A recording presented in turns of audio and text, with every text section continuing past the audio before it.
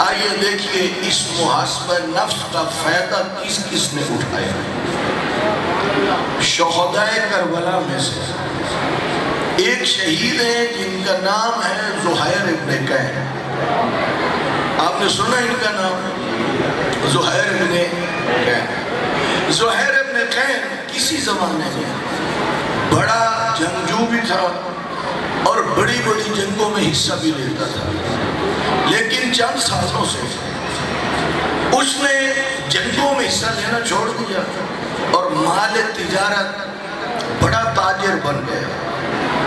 سن 60 ہجری جب امام حسین علیہ السلام 8 ذی الحجہ کو مکہ چھوڑ گئے، زہیر ابن قین بھی حج کے لیے آیا ہوا تھا۔ اس وقت تک زہیر ابن قین مکتب ولایت کا مخالف تھا، مکتب امامت کا مخالف تھا، قطعاً یہ اس عقیدے کو قبول نہیں کرتا تھا۔ یہی وجہ ہے جب یہ بھی حج کر کے لوٹا تو یہ کوشش کرتا تھا، جہاں امام حسین علیہ السلام کے خیمے نصب ہوتے تھے، یہ کوشش کرتا تھا میں کہیں دور خیمے نصب کروں تاکہ امام حسین کے ساتھ میری بیٹھک نہ ہو، ان سے میری ملاقات نہ ہو۔ لیکن مولا حسین علم امامت سے جانتے تھے زہیر ابن قین میں یہ جوہر موجود ہے، اگر اس پہ کام کیا جائے تو یہ بھی میرے ساتھیوں میں شامل ہو سکتا ہے، میرے اصحاب میں سے۔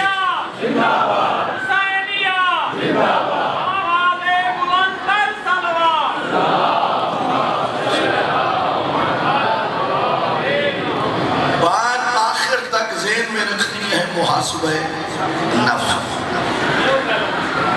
کیا ہوا؟ امام حسین علیہ السلام نے اپنا قاصد بھیجا، جاؤ زہیر ابن قین کو بلا کے لے۔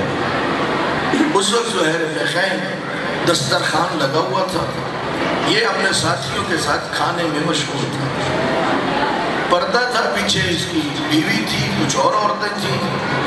قاصد آئے اور اس نے دروازے پہ آ کے سلام کرنے کے بعد کہا مجھے فرزند رسول خدا نے بھیجا ہے، اور زہیر ابن قین کو انہوں نے اپنی خدمت میں یاد کیا ہے، چونکہ مخالف تھا یہ جانے کے لیے تیار نہیں ہوا۔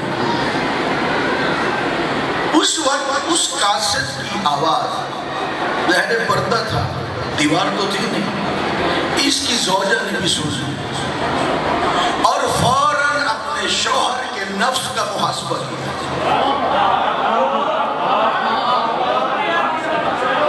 کہا زہیر ابن قین کیا کر رہے ہو؟ بخت دروازے پہ ہے، تو لینا نہیں چاہتا۔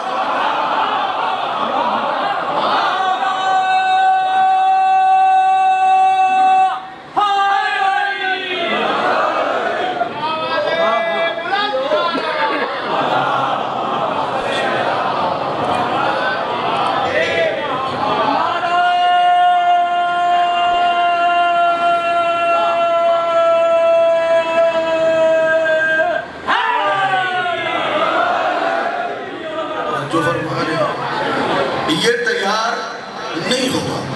پھر بیوی نے کہا زہیر ابن قین کچھ خیال کر، اتنی بڑی سعادت تجھے ملنے والی ہے، کیا تم یہ سعادت نہیں لوگے؟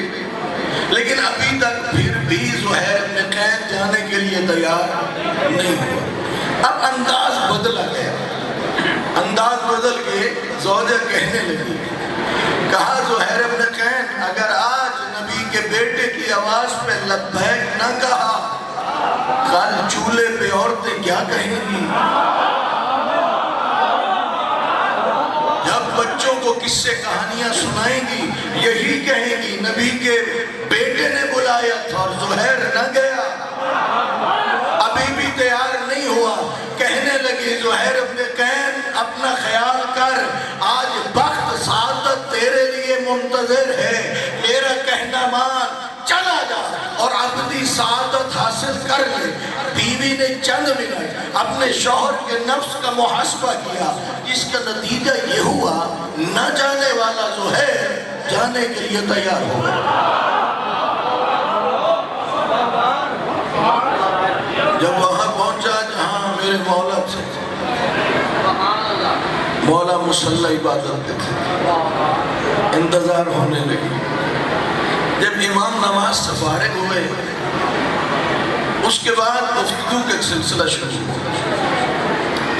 امام حسین نے فرمایا زہیر ابن قیم تو بڑا جنگجو تھا، بڑی جنگیں لڑتا تھا، کیا تو ولایت کے دامن سے متمسک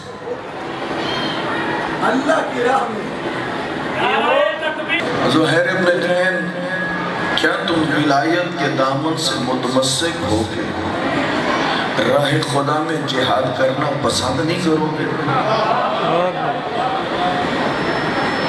اگر تم نے ایسا کیا میں تیری دنیا کا بھی ضامن ہوں، میں تیری آخرت کا بھی ضامن۔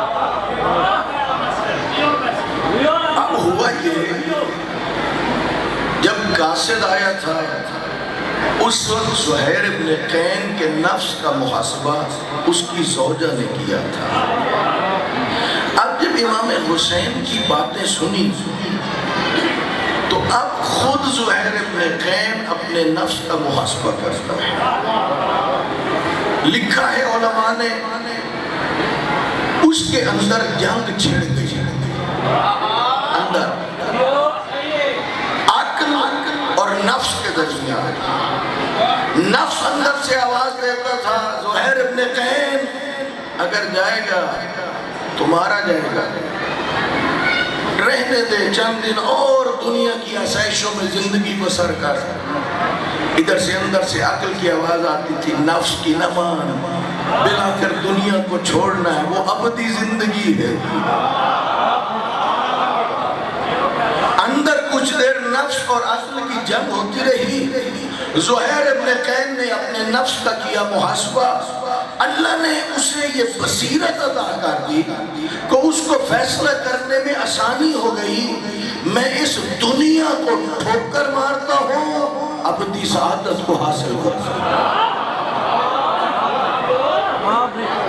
اب زہیر ابن قین اٹھے، واپس چلنے لگے۔ جب جا رہے تھے تو مجبور ہو کے جا رہے تھے، ہٹے تو بڑے خوش خوش ہٹ رہے تھے۔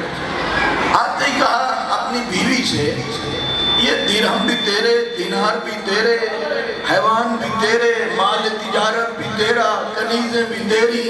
اس نے کہا کیا مطلب؟ کہا امام حسین کو بڑی جنگ درپیش ہے اور میں نے جانا ہے امام کے ساتھ، اور یزید نے ہر اس سے مخالفت کرنی ہے جو امام حسین کی حمایت کرے گا، کہیں میری وجہ سے تجھے کوئی مشکل کا سامنا نہ آئے، یہ سب کچھ لے لے اپنے میکی چلی جا۔ وہ کہتی واہ انصاف یہی ہے جس نے راہ عشق ولایت دکھایا اسے چھوڑ کے گئے۔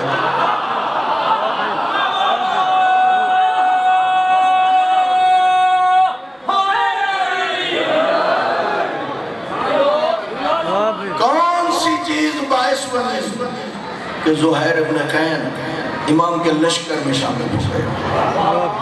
وہ جب محاسبہ نفس توجہ فرمائے، یہ چیز ہی باعث بنی ہے۔ میں آپ کو یہاں پر ایک جملہ سناتا ہوں۔